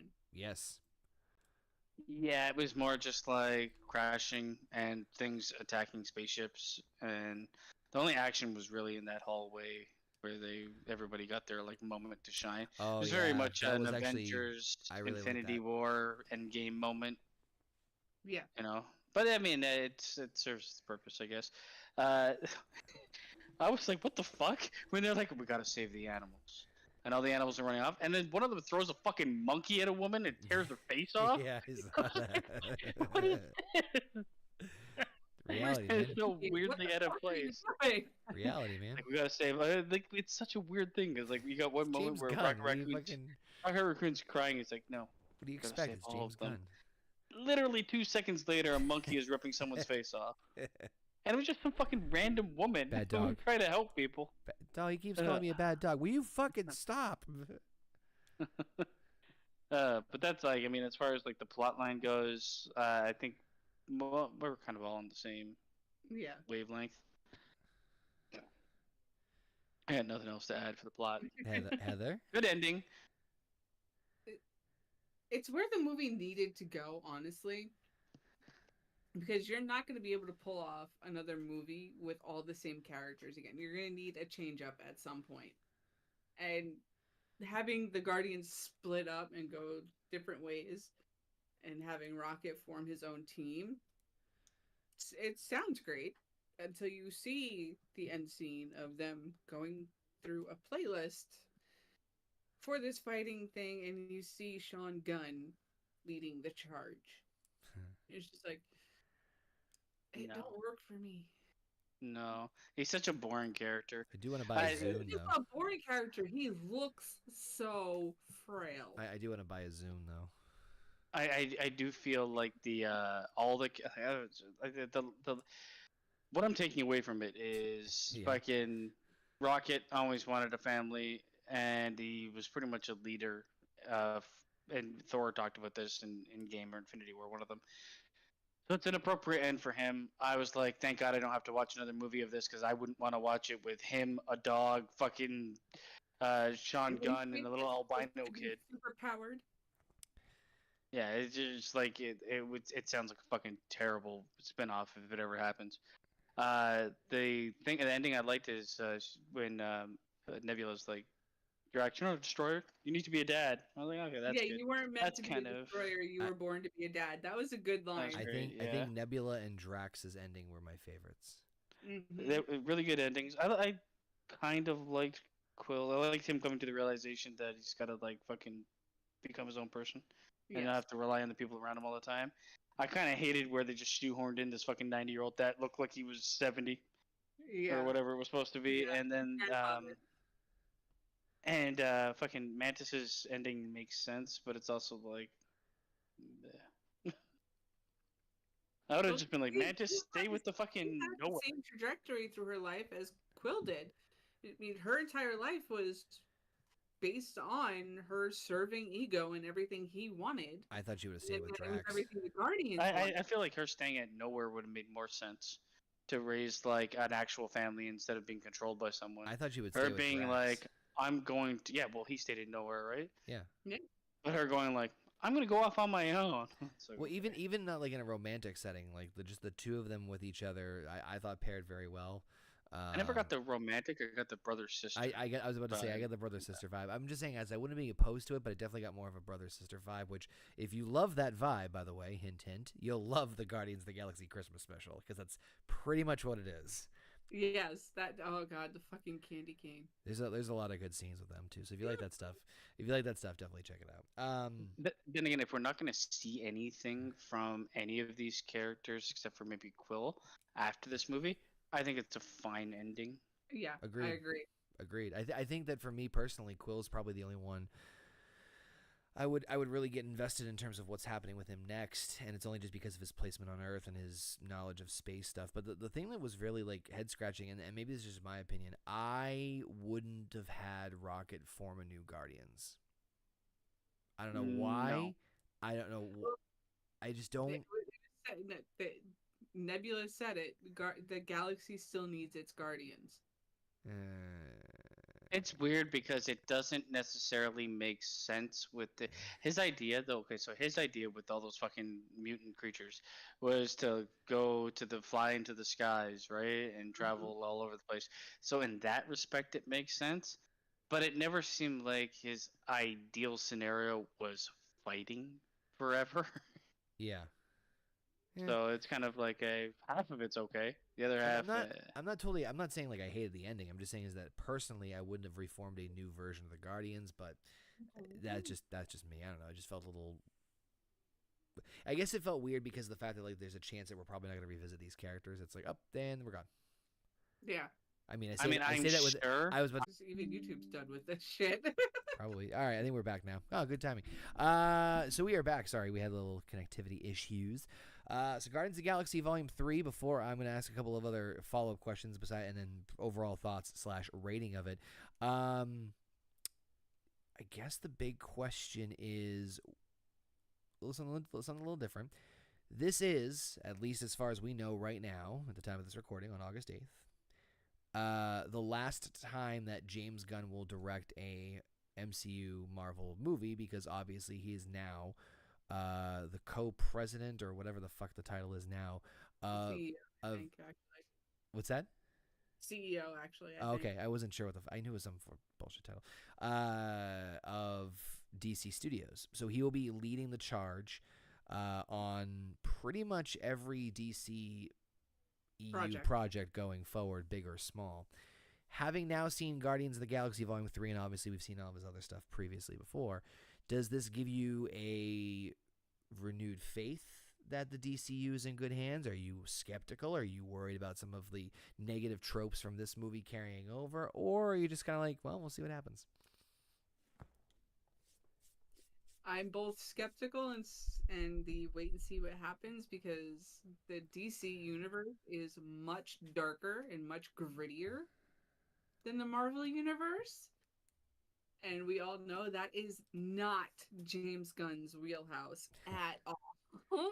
So it could end up being good to have this influence in it. But I'm hoping that he keeps it dark and gritty the way DC is supposed to be. Basement. I think I am more worried now than I was before seeing this movie. But like, okay, it's. I'm not saying there's anything really wrong with the movie or anything like that. And I know James Gunn has like directed a bunch of different types of movies, and it's not always like this. I know that he's done like he's done like I think he's like started out as like a horror director or something, Slither. Or a writer, right? And he still kind of like can show that aspect, and so it was shown in this movie. What I'm more worried about is how much, and I think when I thought of this idea, I immediately thought to Peacemaker. Yeah. How much of this movie is James Gunn and how much of this movie is Marvel? And I think I'm worried because I think most of this movie is James Gunn, and that's where I go to Peacemaker. And the reason I'm worried is that style of movie making overexposed is what happened to Marvel. I thought the same exact thing. And the only hope I have is the clear direction that he said, I'm only doing this or that movie. Yes, I am CEO or whatever, but I'm going to give creative control to the directors that are directing other projects. Which is what where my only saving grace is really, because if that fucking franchise starts off similar to Marvel, big problems in my mind. Well, you gotta remember, the trailers for Blue Beetle have already dropped, and he's the one in charge of that movie. That movie was also in production before he was part of anything. Yeah, so and that movie looks like I never want to see it. So just a real asterisk here. He has actually said, Basement, in previous interviews that like the idea is that he's going to take a couple of milestone movies in the process, but like he is going to like he's obviously doing Superman Legacy. That's the very first big MCU DCEU. don't want to see a James Gunn Superman. I kind of do. I want to see what he can. It's such a. I know that's the reasons you don't want to see it are the reasons I want to see it. The thing is, none of Superman lore lends itself to James Gunn's style. That's why I want to see it. Which is why it could be a fucking epic disaster. That's why it's made. You're just we're both saying the same thing. I don't want an epic disaster. DC has already fucking failed too much. I want something competent put to screen. And I feel like if that fails, it's terrible. I was already terrible. All right, that being said, it's final rating time. What do you guys rate this movie out of 10? And what are your overall thoughts on Guardians of the Galaxy Volume 3? You can talk either the franchise itself in its entirety, where you rank it out of the 3, and then any other closing thoughts and what you rank out of 10. I'm going to go with Heather on this one first. I honestly cannot go any higher than a 6 for this movie, with the downfall of not only entirely rewriting the Adam Warlock character, but also the fact of not being able to let the big emotional points that needed those moments to breathe, which usually James Gunn is actually good at. Well, You gotta remember, I'm going off of the first 2 Guardians movies where it's a bit better. Had so many flashbacks of his mother and all of that, and they also had those moments to breathe. But it's having those downfalls, and then the kind of meh final big action scene where it was literally just explosions. Michael Bay. Erection. Yeah, it dwindled it down for me to I can't go higher than a 6. All right. Basement. Oh, Heather, before he said he asked basically where you put it on the scale of the if you were to, the 3 Guardians. Guardians movies, like what was your favorite, least favorite in the middle? This one would be my least favorite. And the order they were put out is the order I like them. All right then. So they got worse as we got older. Great. That's fully understandable. Honestly, like it's so weird because this movie, I'm like, you can rate it whatever you want, and I'd be like, okay, I can see that. For me though, edging. As far as it goes with this movie and where I would rate it, I like when it's all said and done, I'll probably put them all together. Boo. Each movie has what I was gonna say. No, no, I will order them.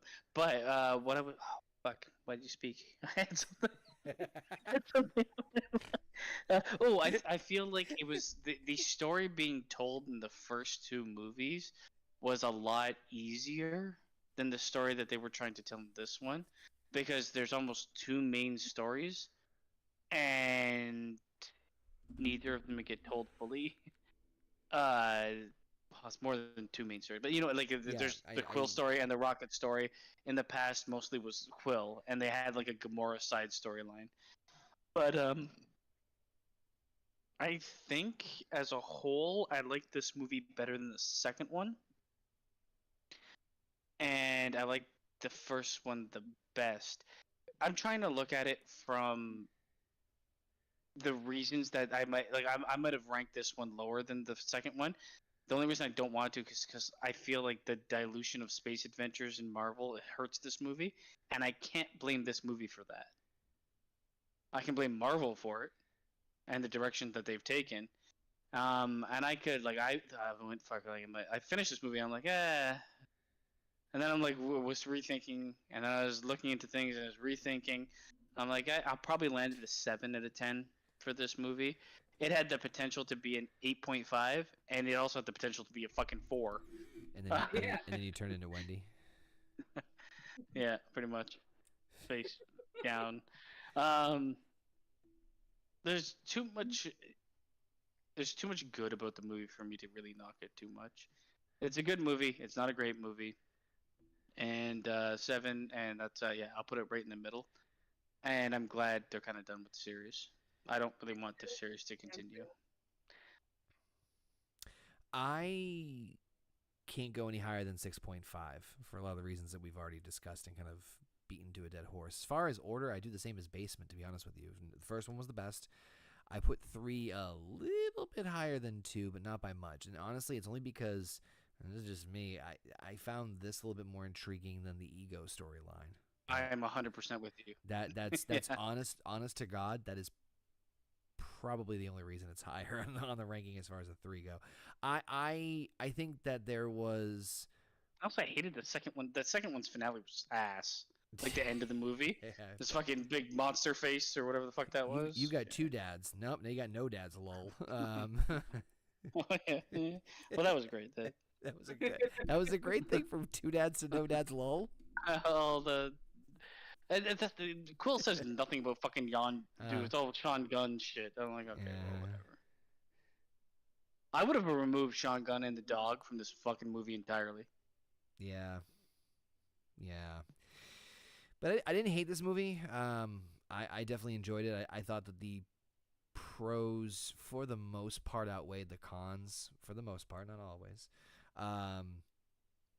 I think this was a great ending for James Gunn. I shouldn't say great, but I think it was a suitable ending for James Gunn. I think it was a suitable ending for the Guardians. I did like the idea of them kind of... there's a lot of closure in a lot of their characters, and I am very intrigued to see how things are going to play out with just Star-Lord. Maybe he might pop up in Disney Plus series. You never know. Ooh. Do you feel... Here's a question for you guys. Do you feel James Gunn there's a risk of him going Taika Waititi? Oh, yes. Yeah. And kind of collapsing in on himself? Well, no. Because this movie is almost too much James Gunn. You know what's funny? I thought that at first. I feel like James Gunn knows when to ground himself. I mean, he doesn't let things breathe in this movie. Yes, I will admit that. But I think that when he knows how to do a good emotional scene, he knows how to do a good grounded emotional scene. Taika he threw any sort of semblance of like weight and brevity to anything out the fucking window with Thor: Love and Thunder, which is what made Thor: Love and Thunder so infuriating. It's like, you did great with Ragnarok. How the fuck did you... What happened? This is where I say, like, there's with people that I assume any director or any producer, people that are in the movie making business, you don't always want to release the same fucking thing. And for a lot of what James Gunn, and I will say all the Guardians of the Galaxy movies are super similar. That's fine, but Peacemaker is super similar to the Guardians of the Galaxy movies with an R rating. At what point in time does James Gunn need to not do a James Gunn movie? And is that going to equate to Thor: Love and Thunder? Yes. Justice League. I worry that he is going to go to James Gunn instead of maybe reel back in some of my Gunnisms and do something a bit different.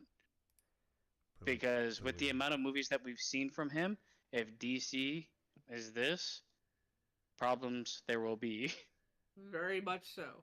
Yeah.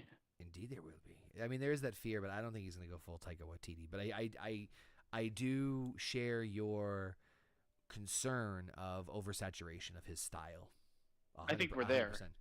Which means that Superman movie must be different. And if it's more of this, we'll find out. People will give it a 6 out of 10, but people will also be like, the DC universe is doomed. I think it's next year, right? It comes out next year. Something Probably, like that. yeah. Well, with that being said, ladies and germs, that's going to do it for Guardians of the Galaxy Volume 3 here on the Marvel Roundtable. I want to thank Heather and Basement, as always, for joining me in this camaraderie and tomfoolery. And also want to thank all you cool kittens in the chat joining us live here on the YouTube channel, listening to us on your favorite podcasting platforms. Heather, Basement, any last-minute tidbits before we wrap it up here? No. I would probably, if anybody's a fan of Marvel, I would recommend this movie. All right, then. I'll watch it again. Okay. I'm not going to say you go watch it. If you like Marvel movies, then you'll 100% like this movie. Definitely better than Ant-Man 3. On the next time we are back here on the Marvel on the next time on the Marvel Roundtable, we are coming back to Disney Plus as we now see what's going on with the Skrulls and Nick Fury returning back to Earth to deal with none other than a secret invasion. I have outside of you saying I'd probably like this, Connor, I have bottom barrel expectations for that. The exit intro was the intro still playing over us talking, but fuck it.